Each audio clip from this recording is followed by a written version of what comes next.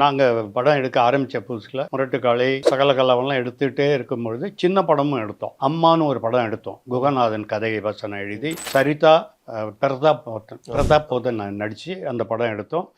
Rajasekar direct பண்ணார். அந்த படம் வந்து அவர் கதை சொல்ல போகும்போது நல்லா இருக்கிற மாதிரி இருந்தது. சரி எடுக்கலாம், சிக்கனமாக எடுக்கணும் அப்படின்னு சொன்னோம்.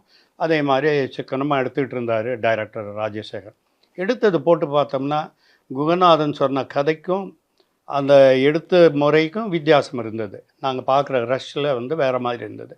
அப்புறம் குகநாதனை கூப்பிட்டு, இல்லையே நீங்கள் சொன்ன மாதிரி வரலையே கதை ரஷ்ஷஸ் பார்க்க போகும்போது இன்னும். அப்புறம் அவர் உட்காந்து டைரக்டரோட உட்காந்து டிஸ்கஸ் பண்ணி மாற்றி கீத்தியெல்லாம் எடுத்து காமிச்சாங்க. அப்போவும் அது சரியாக வரல. அந்த படம் வந்து தோல்வியை தான் தழுவிச்சு. ஸோ அப்போ வந்து எங்களுக்கே ஒரு பயம் வந்துச்சு, இந்த மாதிரி சின்ன படம் எடுக்கிறது தப்போ அப்படின்னு நாங்கள் நினச்சோம். அப்போ ராமநாராயண் சார் எங்ககிட்ட வந்தார். அவர் சொன்னார், அந்த மாதிரி நினைக்காதீங்க, சின்ன படம் நல்ல கதை அம்சத்தோடு நான் எடுத்து காமிக்கிறவங்களுக்கு 20 lakhஸில் எடுத்து காமிக்கிறேன்னாரு. இது எப்படி யாரை வச்சு எடுப்பீங்கன்னு கேட்டோம். விஜயகாந்தை போட்டு நான் உங்களுக்கு எடுக்கிறேன்னாரு. விஜயகாந்தை போட்டு 20 lakhஸில் அது எப்படி சார் முடியும்னா, எடுத்து காமிக்கிறேன் சார், நீங்கள் ஏன் சார் உங்களுக்கு என்ன ஓகேன்னா நான் கதையை சொல்கிறேன், நீங்கள் கேளுங்கன்னார். கதையை சொன்னார். எங்களுக்கு ரொம்ப பிடிச்சிருந்தது. அந்த படம் வந்து சிவப்பு மல்லி. அதை வந்து அவர் கதை சொன்ன மாதிரியே அவர் வந்து சிக்கனமாக எடுத்தார். நல்ல போராட்ட சாங், எரிமலை எப்படி வெடிக்கும், அந்த பாட்டெல்லாம் த்ரில்லிங்காக அவர் எடுத்திருந்தார், பிக்சரைஸ் பண்ணியிருந்தார். அது மியூசிக் டைரக்டர் சங்கர் கணேஷ், பெரிய மியூசிக் டைரக்டரை போடலை, எல்லாம் பட்ஜெட்டில் எடுத்து ஒரு பட்ஜெட் தயாரிப்பாளர். விஜயகாந்த் சாரோட சம்பளமும் குறைவு தான், எல்லாம் குறைவு.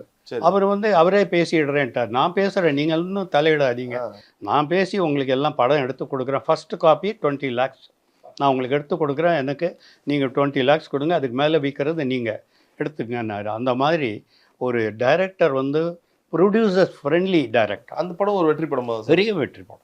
அந்த பட்ஜெட்டுக்கு அது பெரிய வெற்றி படம். அது வேற என்னென்ன படம்? அது மாதிரி சின்ன ஆர்டிஸ்ட்டை வச்சு எடுத்த படம் சம்சாரம், அது மின்சாரம். விசு வந்து ஒரு நல்ல சிறந்த கதை ஆசிரியர், நடிகர், எல்லாம் தெரிஞ்சவர். அவர் ட்ராமாவில் வந்து ரொம்ப சக்ஸஸ்ஃபுல், நிறைய ட்ராமாக்கள் போடுவார். அந்த மாதிரி ஒரு ட்ராமானுடைய அவுட்லைன் வந்து எங்களுக்கு சொன்னார். அது எங்களுக்கு ரொம்ப பிடிச்சிருந்தது. அவர் அதே மாதிரி 20 lakhஸில் நான் படம் எடுக்கிறேன். லக்ஷ்மியை போட்டு மற்றதெல்லாம் ஒரு drama artist, 1 or 2 artist, Manorama, அந்த மாதிரி ஒரு சிலர் தான் தெரிஞ்ச முகங்கள். மற்றதெல்லாம் அவர் வந்து ட்ராமா ஆர்டிஸ்ட்டை போட்டு சிக்கனமாக ஒரு செட்லேயே படம் எடுத்து காமிச்சார். அதுக்காகவே நாங்கள் ஒரு செட்டு போட்டோம், சம்சாரம் மின்சாரம் செட்டுன்னு அதுக்கு பேர். ஏவிஎம்லேயே உள்ளார வீடு ஃபுல்லாகவே செட். ஆமாம், அந்த படம் வந்து பெரிய வெற்றி. அது வந்து நேஷ்னல் லெவலில் கோல்டு மெடல் வாங்கிச்சு. ஸோ அந்த மாதிரி ஒரு திறமையாக படத்தை எடுத்து காமிச்சார். ஸோ இந்த மாதிரி சின்ன படங்கள் வெற்றி அடைகிறது ஒரு பெரிய வெற்றி. அது தயாரிப்பாளர்கள் ஒரு வேகம் கொடுக்குது, அந்த மாதிரி படம் எடுக்கணும்ட்டு.